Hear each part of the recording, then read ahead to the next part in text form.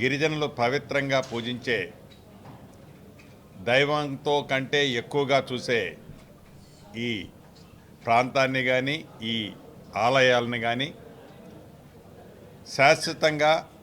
ఒక 200-300 సంవత్సరాల వరకు చెక్కు చెదరకుండా ఉండే విధంగా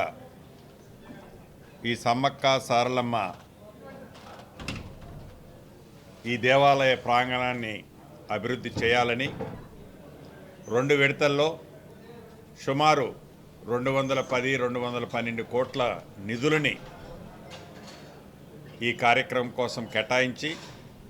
100 రోజుల్లో పూర్తి చేయాలని అధికారులు ఆలోచన ఉంటే గౌరవ ముఖ్యమంత్రి గారు, నా సహచర మంత్రివర్యులు, మేము అందరం కలిసి దాన్ని 90 రోజులకి కుదించి ఈ ప్రభుత్వం ఇంకా నిధులు కొంచెం ఎక్కువ కావాల్సి వచ్చినా ఇచ్చి ఈ స్కీమ్ని, ఈ అనుకున్న దైవ కార్యక్రమాన్ని తప్పకుండా అమ్మవార్ల దయతో రైట్ టైంతో చిన్న ఇబ్బంది కూడా జరగకుండా ఈ ప్రభుత్వం పూర్తి చేస్తుందని మా